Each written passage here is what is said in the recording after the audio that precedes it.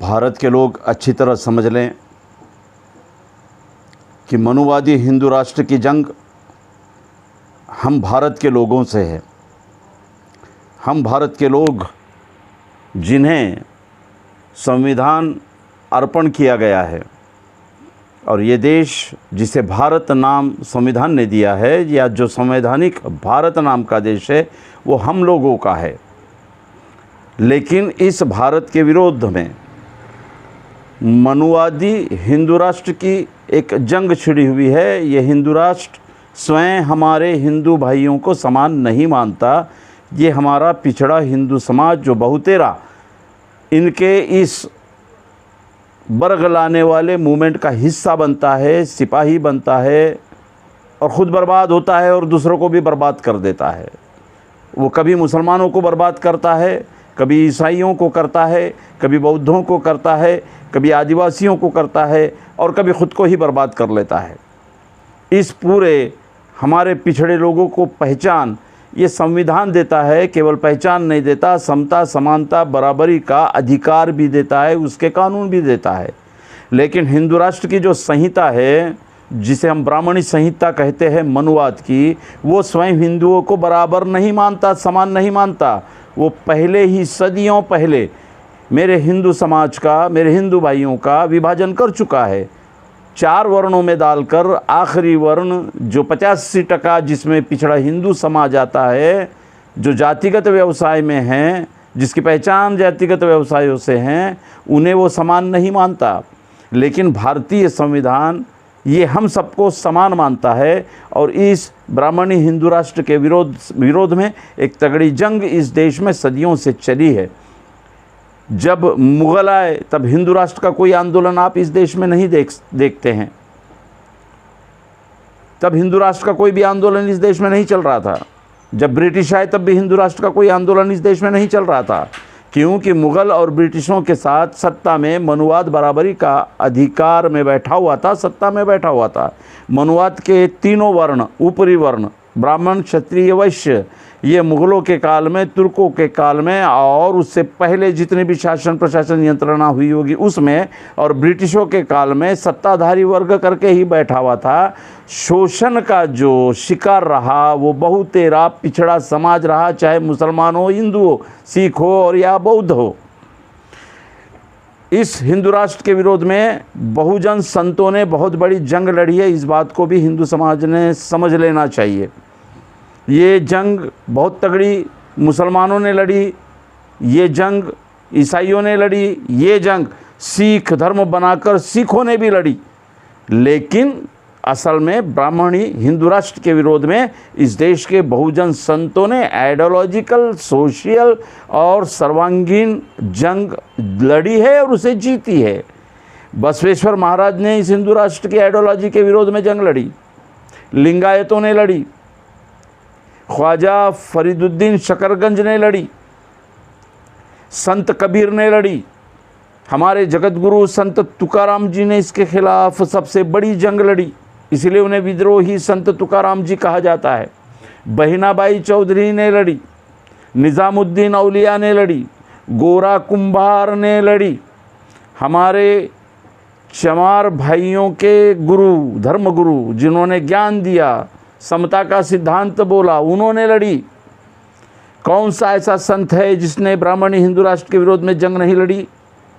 कौन सा ऐसा सूफी संत है जिसने गैर बराबरी को प्रोत्साहन देने वाला और उसे कानून मानने वाला ब्राह्मणी हिंदू राष्ट्र के विरोध में जंग नहीं लड़ी? आधुनिक काल में संत गाडगे महाराज ने इसी ब्राह्मणी हिंदू राष्ट्र के विरोध में तगड़ी जंग लड़ी, क्योंकि ब्राह्मणी हिंदू राष्ट्र अंधश्रद्धा को बल देता है, छुआछूत को बल देता है, गैर बराबरी को बल देता है और धर्म की मक्तेदारी अपने पास में रखता है। अपने इशारों पर, पुरोहितवाद के इशारों पर पूरे समाज को नचाता है। इसी के विरोध में संत गाडगे महाराज ने प्रबोधन के साथ में सामाजिक समता, बंधुता का एक नया ऐलान करते हुए जंग लड़ी है।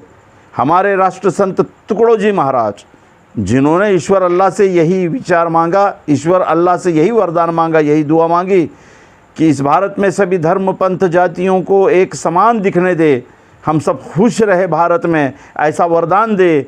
ये संत गाडगे महाराज राष्ट्र संत तो है, लेकिन राष्ट्रीय स्वयंसेवक संघ के आदरणीय पूजनीय नहीं है। हम लोगों को ढंग से समझना पड़ेगा इस लड़ाई को कि हिंदू राष्ट्र की लड़ाई असल में भारतीय संवैधानिक भारतीय राष्ट्र के विरोध में है। क्यों कि हिंदू राष्ट्र का जो संविधान है वो 18 पगड़ जातियों को, ओबीसीयों को उसके पायरी पर देखना चाहता है। वो बड़ी इकोनॉमी में इनकी एंट्री नहीं चाहता, वो शासन प्रशासन में इनकी एंट्री नहीं चाहता, वो राजकीय पदों पर इनकी एंट्री नहीं चाहता। लेकिन भारत का संविधान जिस दिन बना उस दिन डॉक्टर बाबा साहब आम्बेडकर ने 340 आर्टिकल के तहत इस देश के ओबीसीयों की पहचान निश्चित कर दी और उसी से मंडल आयोग जन्मा। और आज मैं भी ओबीसी हूँ करके प्रधानमंत्री मोदी जी आज प्रधानमंत्री बने हैं। तो ओबीसीयों को अगर संविधान न होता, भारत का संविधान और मनु संविधान होता जो हिंदू राष्ट्र का असली संविधान है, तो ओबीसी कभी भी प्रधानमंत्री नहीं बनता, ओबीसी कभी भी कलेक्टर डॉक्टर नहीं बनता, ओबीसी कभी भी अच्छा आईएएस आईपीएस नहीं बनता, एसडीओ नहीं बनता, मंत्री नहीं बनता, संतरी नहीं बनता। जातिगत व्यवसाय में वो रहे, इतनी ही उसकी लिमिट थी। और शायद नई शिक्षण प्रणाली में इसी तरह का एक नया आइडियोलॉजिकल गेम खेला गया है। अब हम समझ ले कि संविधान ने ओबीसीयों को इतनी बड़ी पहचान दी। जिस आदिवासी के चेहरे पर पेशाब किया जाता है, जिस आदिवासी महिलाओं को विवस्त्र नचाया जाता है, अगर हिंदू राष्ट्र होता और मनुस्मृति का ये कानून होता तो इसे अपराध नहीं माना जाता, या अपराध करने वालों को बहुत ही क्षुल्लक सा दंड देकर छोड़ दिया जाता। लेकिन भारत का कानून है, आदिवासी पर इतनी बड़ी हरकत करने के बाद जो कानून लगे वो बड़ी से बड़ी सज़ा के है। यूएपीए भी लगाना पड़ा। ये क्यों लगाना पड़ा? क्योंकि आदिवासी को सुरक्षा का कवच मनुस्मृति नहीं देती, भारतीय संविधान देता है।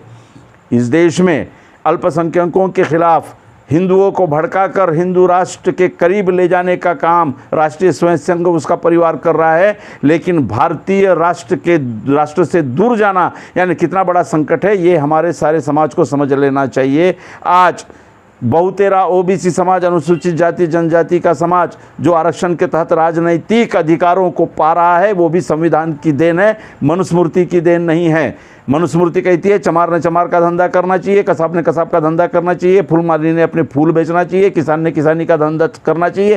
प्रशासन राजनीति में वह नहीं आना चाहिए, लेकिन उसे आने के सारे द्वार खोले हैं वो डॉक्टर बाबा साहब आम्बेडकर के कलम से निकले, या संविधान मसूदा समिति के सारे मान्यवरों के मार्गदर्शन से निकले, संविधान में आया हुआ है। इसलिए हमारा अव्वल और आखिर भारतीय संविधान है और भारतीय राष्ट्र है। तो भारतीय संविधान और भारतीय राष्ट्र की जंग हिंदू राष्ट्र से है, ये बात हम तय कर ले।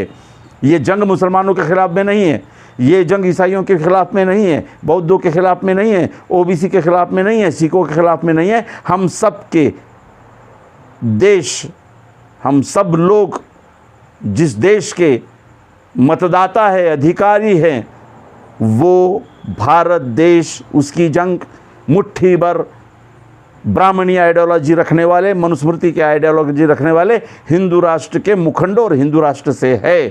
कल जश्न आज़ादी है हमारे देश का, कल आज़ादी का बड़ा मुबारक दिन है। आओ इस दिन पर हम ये अहद करते हैं कि हम सब भारत के लोग अपने भारत के संविधान को बचाएंगे। हमारा देश हिंदू राष्ट्र नहीं है, कोई इस्लामिक राष्ट्र नहीं है, कोई ईसाई राष्ट्र नहीं है, कोई बौद्ध राष्ट्र नहीं है, कोई अला फला टला राष्ट्र नहीं है। हमारा संविधान हम लोगों को जो अर्पण करता है वो भारत हमारा राष्ट्र है। महात्मा ज्योतिबा फुले से लेकर छत्रपति शिवाजी महाराज से लेकर छत्रपति शाहू महाराज से लेकर डॉक्टर बाबा साहब आम्बेडकर, मौलाना अबुल कलाम आज़ाद, यहाँ तक कि महात्मा गांधी, पंडित जवाहरलाल नेहरू, इन्होंने जिस देश की और हज़ारों जंग आज़ादी में कुर्बानी देने वालों ने जो कुर्बानियाँ दी है वो हमारे भारत राष्ट्र के लिए दी है। लेकिन जिन्होंने अंग्रेज़ों से माफ़ी मांगी वो आज हिंदू राष्ट्र के हीरो कहलाए जा रहे हैं। इस बात को हमने नज़रअंदाज नहीं करना चाहिए। आइए अपने भारत देश के संविधान को बचाते हैं, भारत देश को बचाते हैं। 2024 ये आपके निर्णायक क्षण को अंकित करने वाला समय है। भारतीय संविधान ने मतदान का अधिकार सबको दिया। मनुस्मृति होती तो इस देश के 85% लोग मतदान से बाहर कर दिए जाते। संविधान से पहले यही मांग की गई थी कि मतदान का जो 11% मतदान का अधिकार आज़ादी से पहले जिन लोगों को था वो बरकरार रहे, मतदान का अधिकार सार्वजनिक न किया जाए, ये मनुवादियों की मांग थी। लेकिन भारत के संविधान ने हम सबको मतदान का अधिकार दिया है, उसका सही इस्तेमाल हम 2024 को करें।